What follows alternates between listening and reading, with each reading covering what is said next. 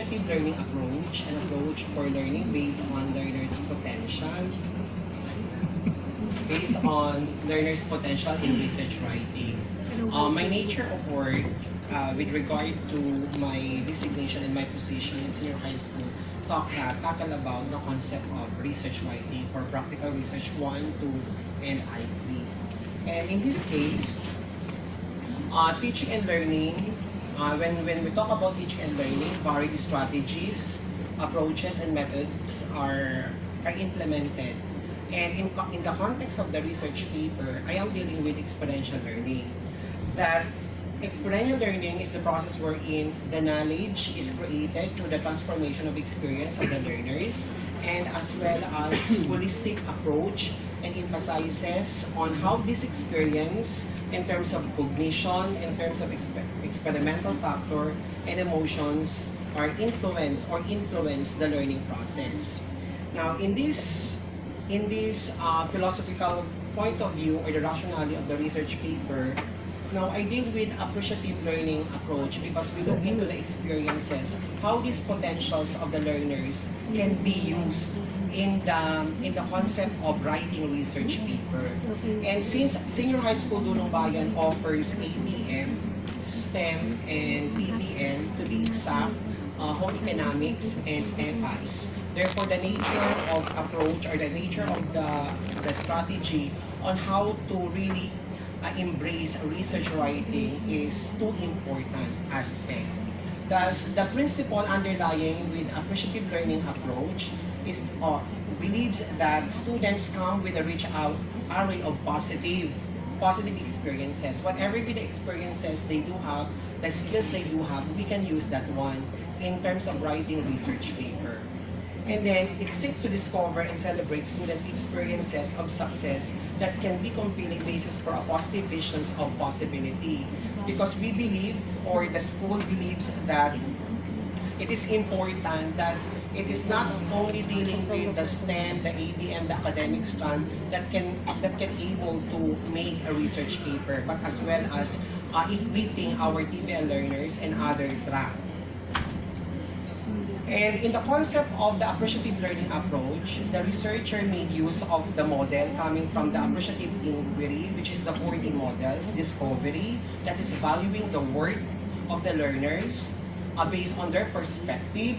And coming from their perspective, we make envision or imagine what then be the possibilities of this work can be used. That's why the researcher, able to determine what competency in research writing can be utilized by specific learners and then group it. And then designing, which is the construction, so that we can deepen or in-depth analysis of this potential. And then for the affirmative of the capabilities of the learners. That's why this 4D model were utilized or was utilized in the concept of appreciative learning approach. And in connection to the methodology, I made use of, or the researcher made use of the sequential exploratory mixed method, wherein the focus group discussion, the research competency questionnaire coming from Moron of 2018, and then the checklist guide for the focus group discussion were utilized. 104 grade 12 ABM, 162 grade 12 TVL, comprising 113 for the home economics, and the rest will be electronics process, electronic product, and assembly services. Purposive sampling were utilized for the reason that the grade 12 learners are the main respondent of the research paper are the grade 12 are enrolled in the practical research 2, the narrative based on the focus group discussion, the themes and the coded concept based on the interview and the focus group discussion were utilized. Descriptive and inferential statistics were employed in terms of the how effective or the impact of the appreciative learning approach. And for the results and discussion, the level of learning competencies before and after as revealed based on the questionnaire questionnaire adapted from the research paper conducted by Moron.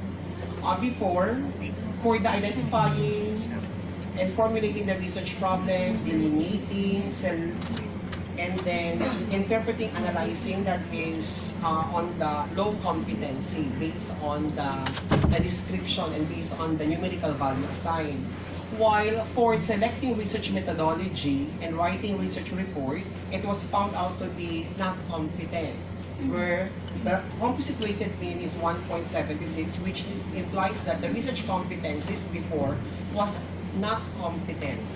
On the other hand, after the 4D model or after the appreciative learning approach implementation, the competency were classified to be competent, generating a composite weighted mean of 4.03.